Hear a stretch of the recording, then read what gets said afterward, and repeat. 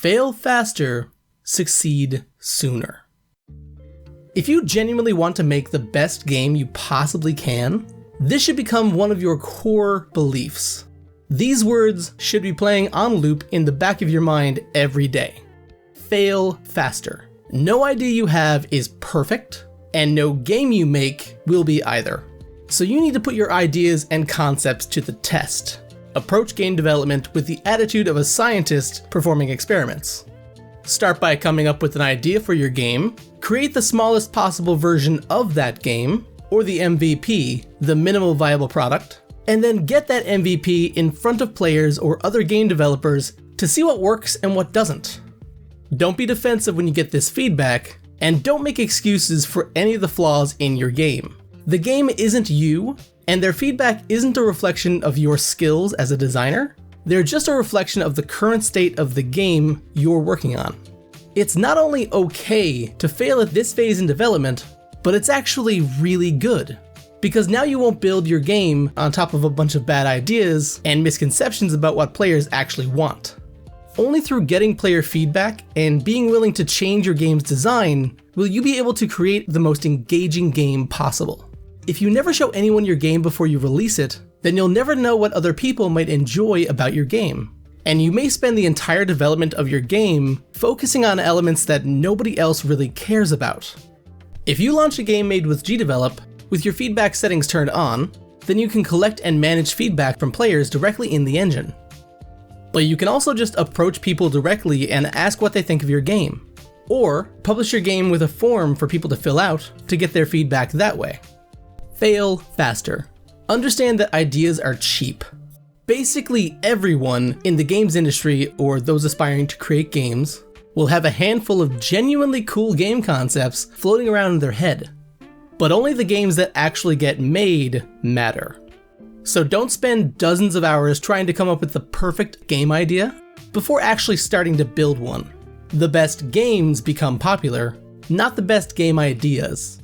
For example, some of the most popular games in recent history are just, what if enemies attacked while building your Lego set?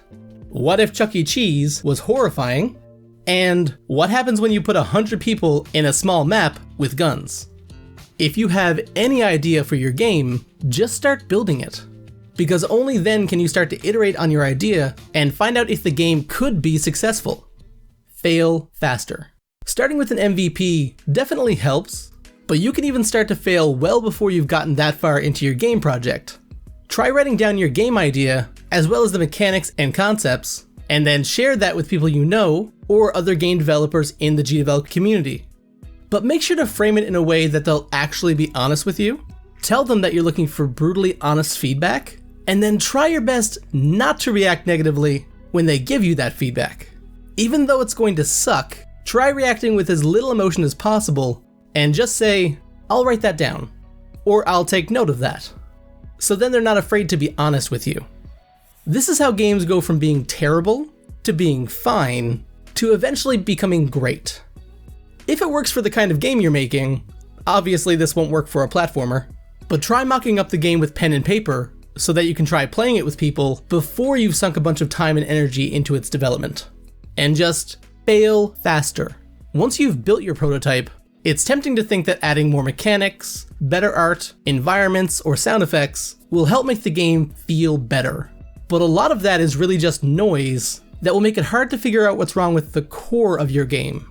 So send your prototypes out into the world, check your analytics, and try to figure out why your game might have a high bounce rate, or why players aren't playing the game for as long as you hoped.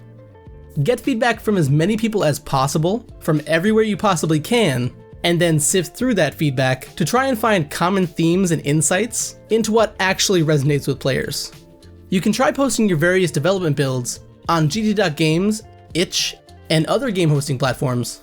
But even just sharing your game's progress with video clips and screenshots on social media can help gauge interest in the different elements of your game. You can also try advertising your game as it gets closer to being finished with a boost, to share your game with both the community and with ads run by GDevelop on platforms like TikTok and other social media channels. But just remember, fail faster, succeed sooner.